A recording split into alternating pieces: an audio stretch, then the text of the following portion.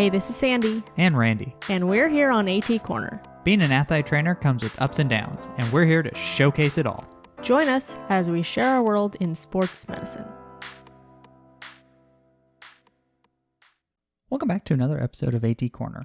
Unfortunately for this week's episode, Sandra is feeling a bit under the weather, so she has entrusted me to fly solo for this episode, so hopefully I don't mess up any of our recording equipment too bad. This week's education episode will be an interview from the Memorial Hermann Sports Medicine Update. Again, big shout out to and big thank you to the Sports Medicine Broadcast and Jeremy Jackson for inviting us out to Houston last summer to take part in this conference. It was a really great opportunity, so we are very thankful that we had this opportunity.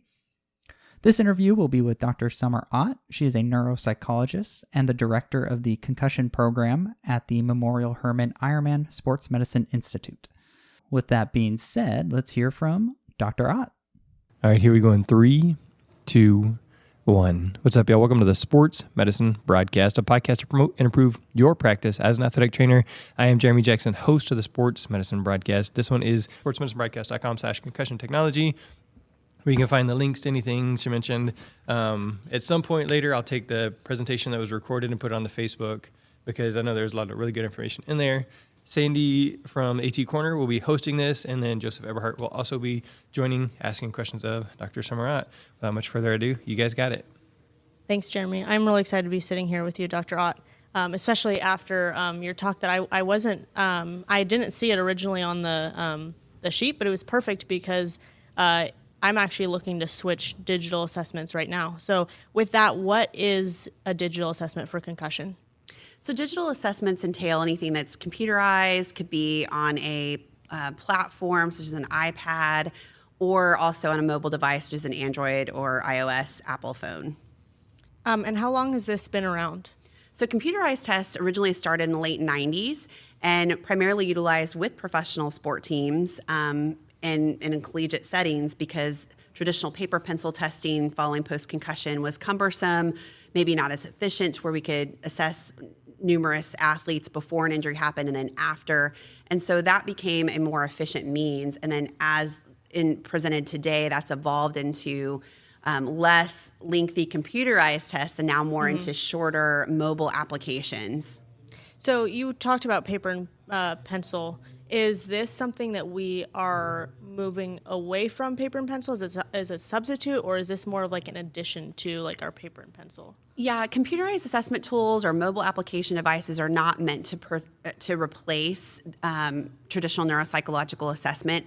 Those tools are still mostly important or are very important and vital to especially more comprehensive injuries, neurological disorders, particularly if we have a traumatic brain injury.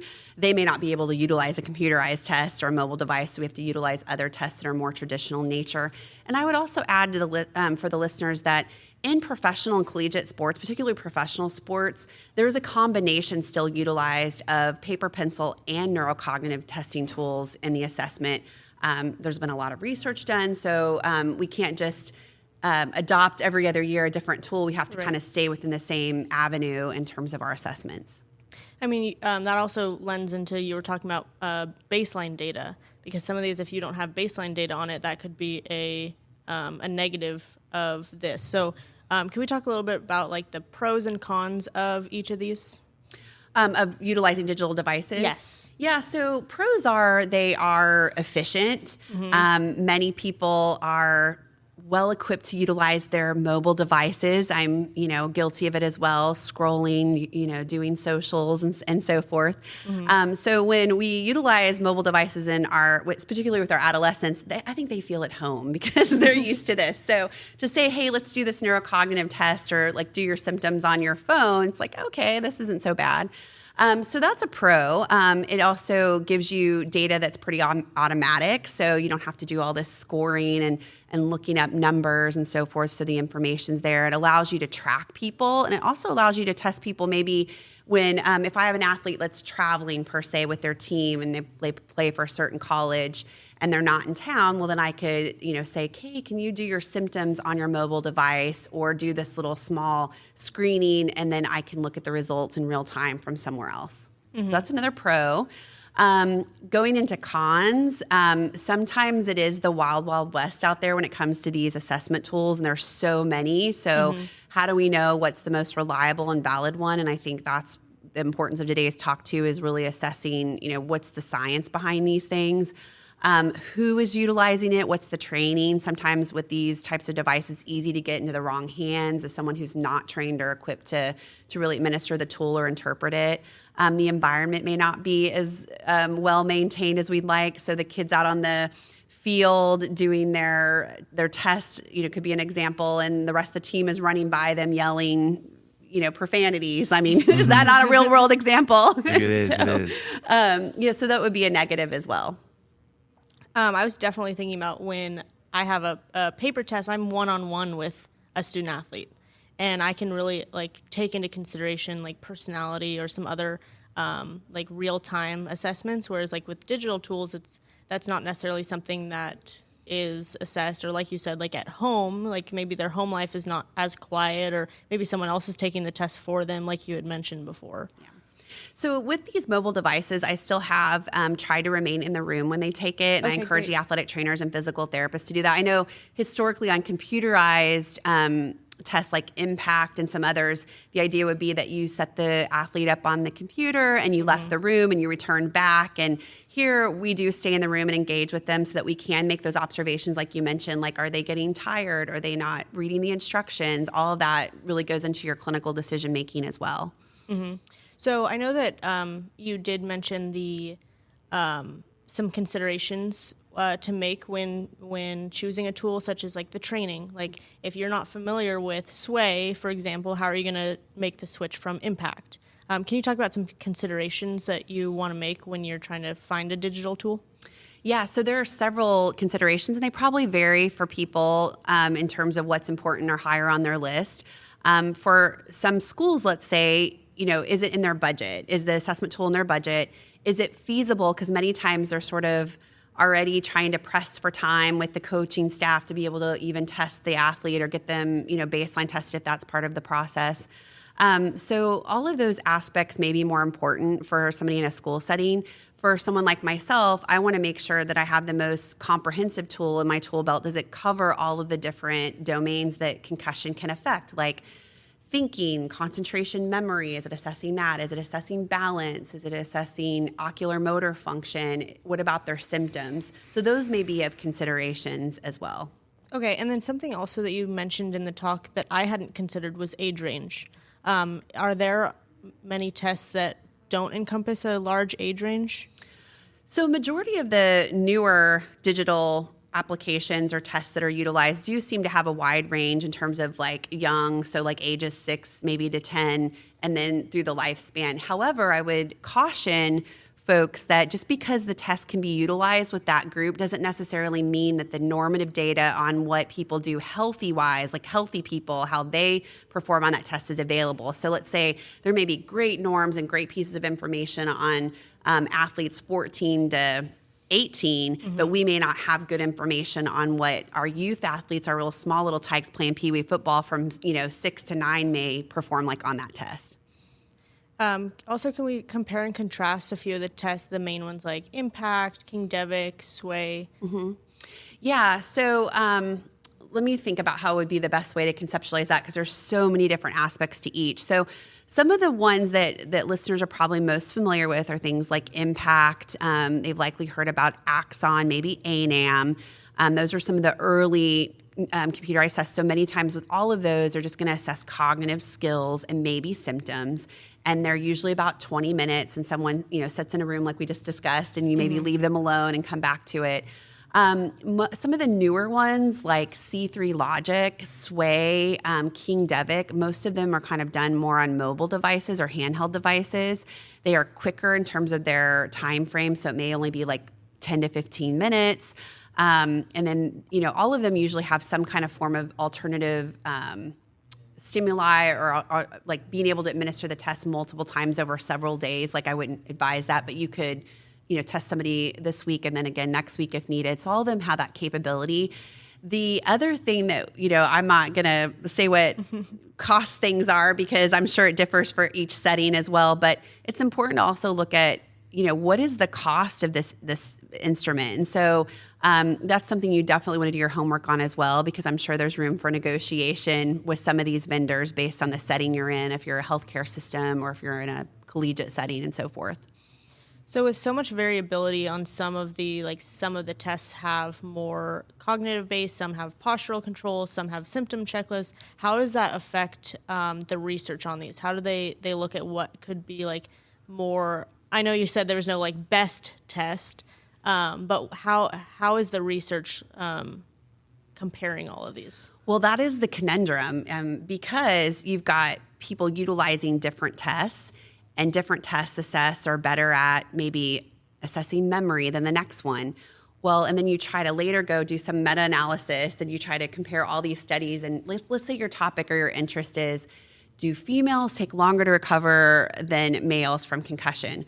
Well, it also may boil down to what was the assessment tool utilized in those particular studies. Because if, let's say, one test is easier than the other and people perform and look like they did well and don't have any deficits, but they do here, well, it's easy to say, oh, well, these women took longer. Well, maybe it was really the assessment tool that was utilized in their research study. You also talked about the number 53% of athletic trainers, and that's the number of athletic trainers that use a 3-domain concussion assessment. So multiple, the SCAT, some neurocognitive, some balance. 53% doesn't seem like a lot. What goes into that, and what are the other 47% doing? So and that was one paper. So according to this one paper that we talked about during the presentation today, it did mention that the other half of that sample was utilizing perhaps at least one tool. It's just that the tool may not have 3 steps, which would be, or more multimodal, which would be more advisable, meaning that you're assessing not just only cognition, but you're assessing balance and or symptoms or ocular motor. So, but primarily it kind of gave a breakdown of even like symptoms, what tools people are using. It wouldn't be surprising that a lot of people are using the SCAT because it's easy, it's efficient, it's, you don't pay for it.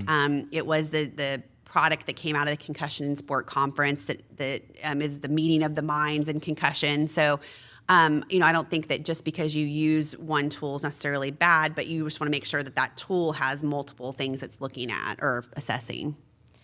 If you had no background or you weren't currently using a digital tool, how would you recommend someone to pick a digital tool? Well, you're asking some really good questions today. And I think that's what we're facing too here within our own healthcare system is, and everybody they're searching for like, what is the right choice?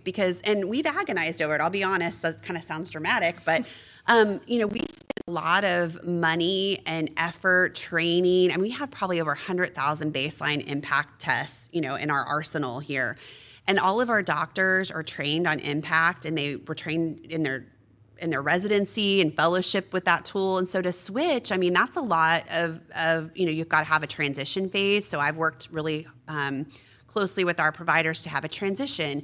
And frankly, you're probably going to have to, as you transition, still utilize and adopt the tool you're using previously, because you have athletes that maybe that's what they were tested on before. So you can't just, and this is happening, but it shouldn't, you can't just completely cold turkey shut off a assessment tool that you've been utilizing. That makes sense. And then just a transition period as well. Speaking of transition periods, I know you talked about VOMS is something that has been more utilized in the past couple of years.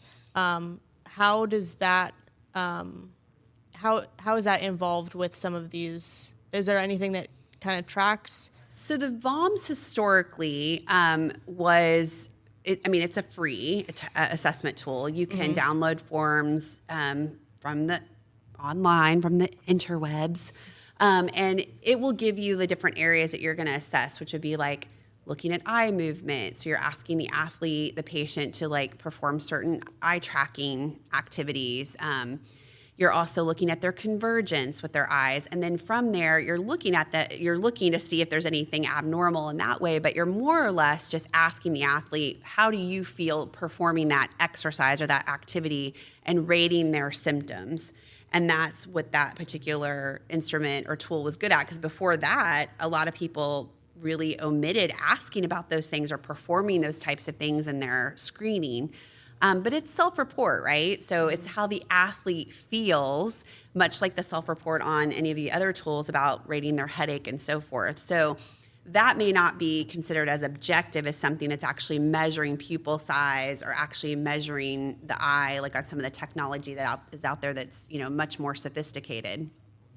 When we're tracking symptoms, I know that some of the digital tools can track like mental or physical. They can also track sleep and things like that. Can you talk a little bit about some of those and how we can utilize those? So symptom checklists are usually commonly are 22 items, and they are broken down into clusters. So they can be like physical symptoms, like they call somatic, which would be like headache, dizziness, light and noise sensitivity.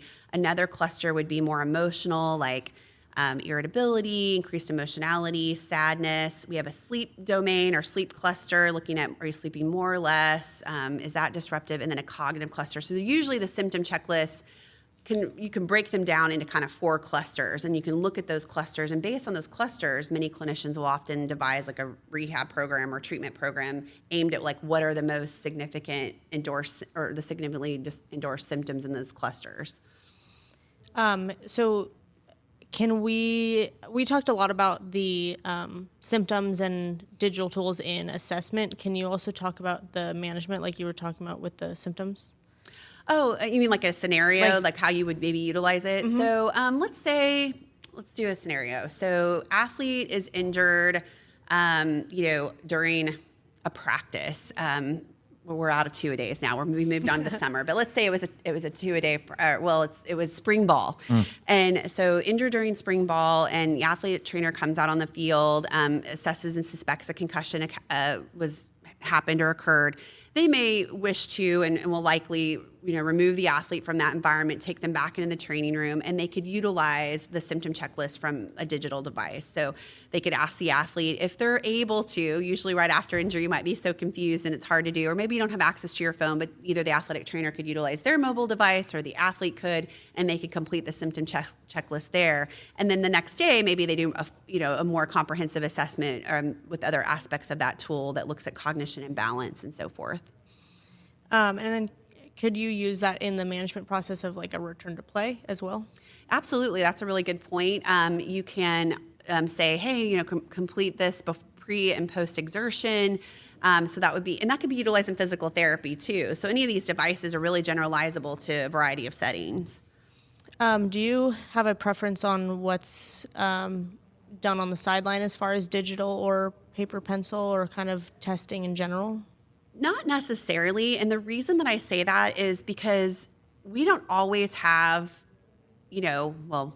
rarely do we have a whole team of medical professionals, right? It's not, let's be honest, it's not the NFL here where we get to remove the athlete, walk into the locker room, 3 and 4 people follow, and you get to do this whole evaluation and sit with them in the cool locker room.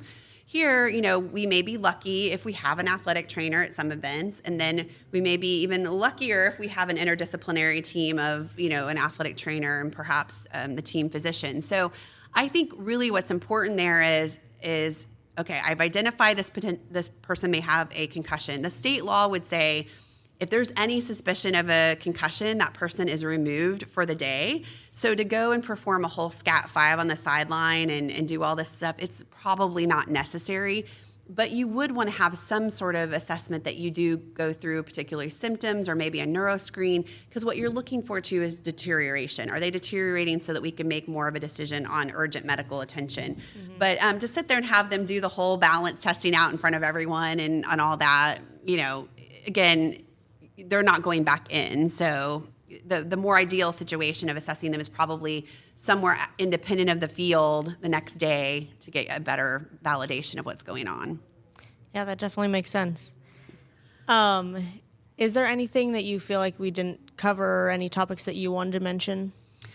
I think you covered them all. They're really great questions. I would just say take your time and choose the right tool for you, and hopefully the information that you received today from the presentation and the handout can give you a starting point of okay, wow, I hadn't thought about, is my IT going to vet this like instrument? Like, because I mean, we may all think the instrument is amazing, and then our IT gets a hold of it and says like their security is pretty poor. Like this is scary.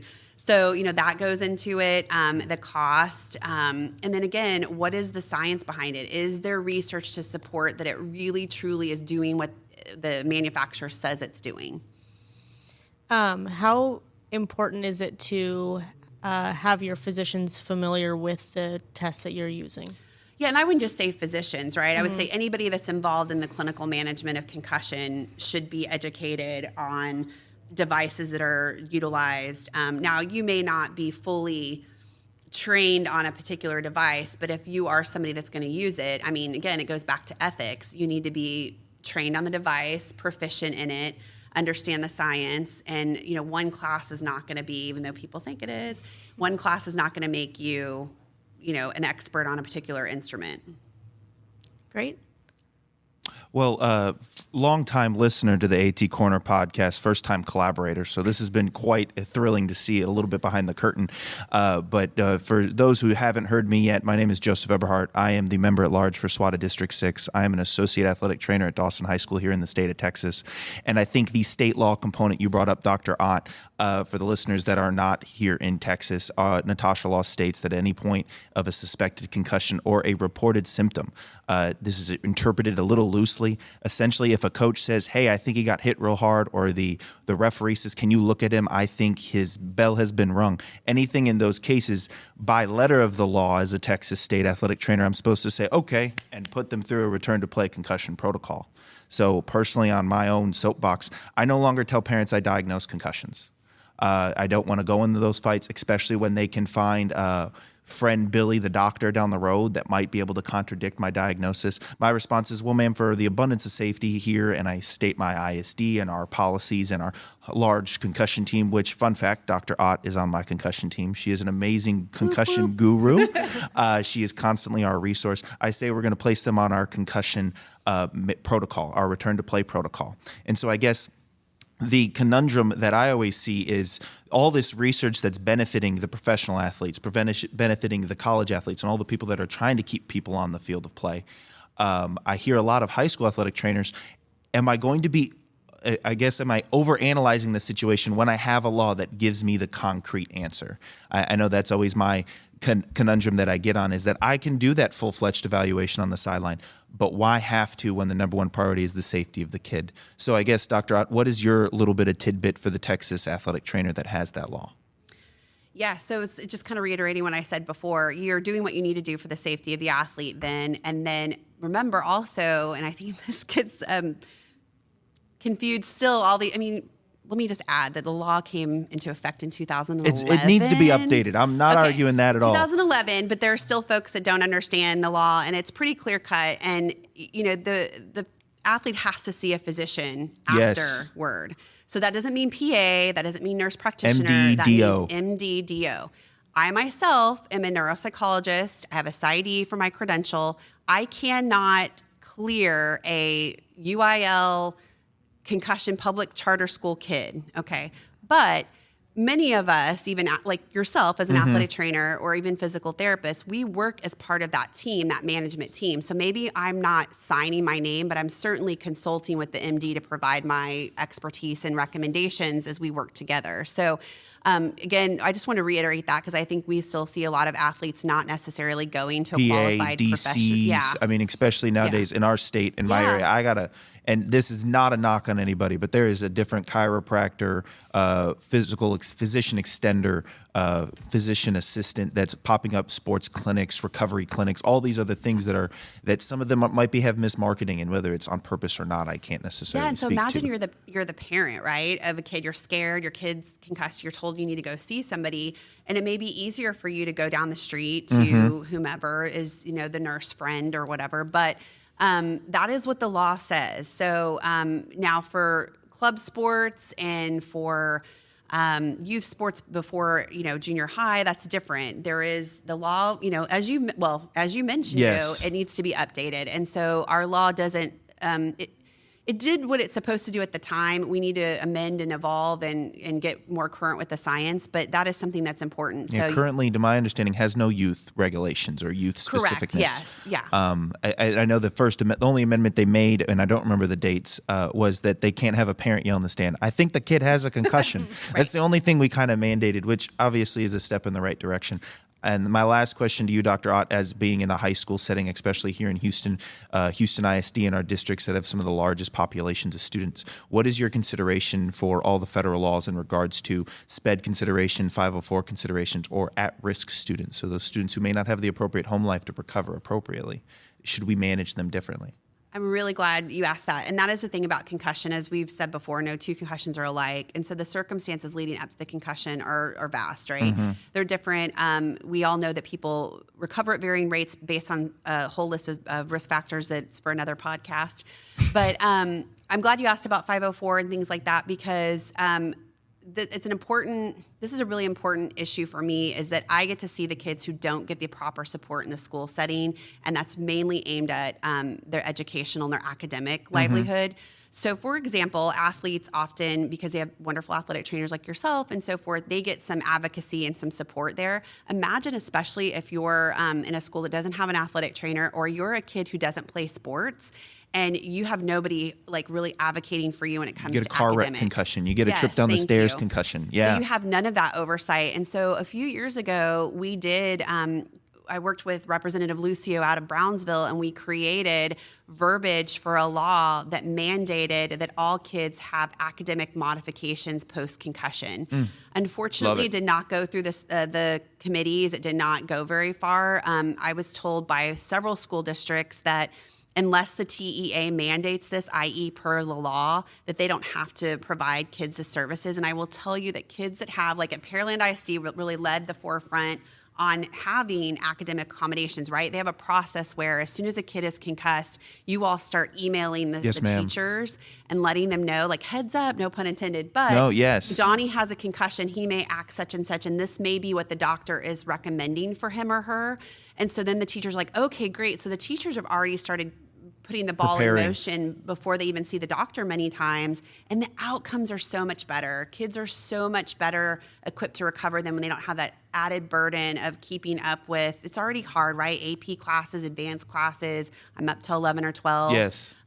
So I really hope that moving forward, as our law evolves, other laws have added return to learn on things. So hopefully that will be part of our law moving forward too. And that was something at Dawson High School. We have a high rigor academic program. I think this year we had 22 National Merit Scholars. Our average top 10% had a GPA of a 5.8 or something. Wow. I'm an alumni of the school, and I can tell you, I think I'm pretty smart, but I was nowhere near the top 10%.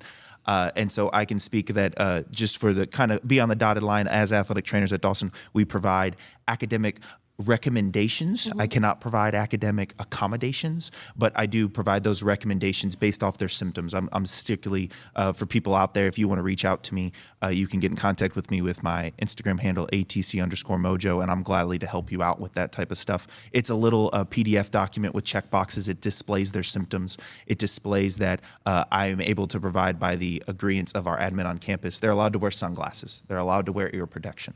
They're allowed to sit in the back of the class, preferred seating, come down to the athletic training room. And the big key point in that, and that gets abused all the time by kids that I'm constantly policing, is it's a timeout. It's not, I'm going to go away for 3 periods because I hate math class. It's that I'm going to go to the athletic training room where I can control the light, I can control the environment, I can get a symptom check with him. He take a 5-minute timeout, let his headache get back to a point of being successful, maybe not successful, sorry, being useful in class. Let's be honest, Joe. They're really wanting to come hang out with you. They really are. I mean, they really want to just hang out with you. I have some good bops going on in the athletic training room all the time, but I do know that's something that has been successful. And ultimately, we've been able at Pearland that when we see this for a few years and we have doctor-physician accommodations coming for afterwards, and when it starts getting into that, and that's something that me and Christina have discussed at our campus, is that when is that point that we bring up that 504 conversation as an advocacy standpoint, because we notice that after 2-3 notes, if they're not getting better, well, then maybe that conversation does need to become, because with state testing and all those other things, and we had 2 athletes this year that greatly benefited from it, and 1 athlete that kind of got the ball a little late because of external circumstances that I can't control with finances and parents. And that varies too by school. I've worked with so many different schools. Some have got it down, pat, and others really just don't have that process like you described. And so 504, I will say to the listener, 504 really is rare. You should not have to do that. If exactly. the school I don't want to create that out of thin air. support that, then you should be able to. That implies that somebody has more of a serious kind of chronic condition. That would be accommodations, as the school setting tells us, where modifications are things that we just can temporarily adjust to. Yes, ma'am. So 504, though, in my experience, tends to happen if I feel like the school isn't able to provide those provisions early on, or they're not compliant to it, then we have to start that process. But many times, athletes are better before we even have the 504 meeting. Yes. And so it's like, then it's a moot point. So for most people, I just want to reiterate, it's few and far between that someone really requires a 504 plan. And the hard point, a caveat, this comes from my personal experience. My wife is a school teacher at Pasadena South Houston ISD. She teaches biology. He's giving you a plug there. I am. I love my wife. She takes care of me all the time, but she's a STAR-tested subject. And she has been one that's really opened my eyes to this in the demographic of South Houston High School. For people that don't know, there's a lot of low socioeconomic, there's a lot of Spanish speakers, second English learners. And she's been an advocate with some of her concussion athletes that have been there for a long time, especially, when we get to collaborate at home, we get to get the right plan perfectly all together. But from her understanding and my understanding, and I'm not a TEA expert, and if Dr. Ott wants to correct me here, the hard part is when it comes to STAR and our standardized testing, there is a certain level. I don't know if doctor's notes are enough. Sometimes I do. My wife has been in situations that she's had to advocate for the 504 so that they get the STAR test accommodations. Now, that's a whole separate podcast, not even my job, but I have found that interesting because I don't think the answer is to get them federal accommodations, but how can we get state testing success, them still succeed and not have one instance, possibly one play, one trip, change their whole academic career. But I can go on that for a while. It's a passion that my wife has taught me, and it's been exciting to get your experience on that, as I tend to talk to Dr. Ott all the time. So, Excellent. Good place to wrap it up. Yeah. Dr. Eberhardt, what is the best way for somebody to get a hold of you? Well, I would say email, but that's a really long email. So are you ready? You guys got your thinking caps on? So summer, summer.d.ott@uth.tmc.edu. And of course, you can always email all of these fine felicitators of this podcast, and they'll be able to hook you up with me. But felicitators, I like that word. Felicitators. Thank you so much, though, for the questions. And I always appreciate people, you may have experience, too, with a digital device, and you've had good success, or something that we haven't explored. Or, anything like that is helpful to hear what other people have experienced, the pitfalls, the successes, and so forth. So always bring that up to us. I think that's the good dialogue here, and always eager to hear from you. Fantastic. So this is sportsmedicinebroadcast.com/concussion technology. Again, sportsmedicinebroadcast.com/concussion technology, where I'll have the links to each of the people involved you can contact, or obviously everybody should know you can just Google Summer Ott and it's going to come up, right? It if will. It says Summer Ott, She's everywhere. concussion, that's the right person, because there's not very many Summer Otts, and especially associated with concussions. So just it'd be easier that way than anything else. But for Jeremy, Dr. Summer Ott, Joseph, and Sandy, and the AT Corner podcast, that is a wrap. Thanks. What I really enjoyed about this interview was kind of being able to hear how, different kind of philosophies on, how to go about that on the field evaluation, especially when we start talking about concussion. The ideal environment, obviously, being a nice, quiet place is quite the opposite of what's happening on the sideline. So being able to kind of get some kind of pointers on, hey, maybe focus on this when you're on the sideline, and then you can focus on this later, I thought was a nice little tidbit to take away. And then also just getting the comparison of different technologies that can be used during the concussion evaluation and the concussion follow-up process. Like I said, flying solo for this episode, so I got the fine print. Every other episode is education or stories. This week's episode was an education episode. Next week, we are going back to our story episodes. If you would like to submit a story, make sure you head over to our Instagram at AT Corner Podcast. For all other links, website, CEU information on other episodes, check out the show notes below. Thank you for helping us showcase athletic training behind the tape. Bye.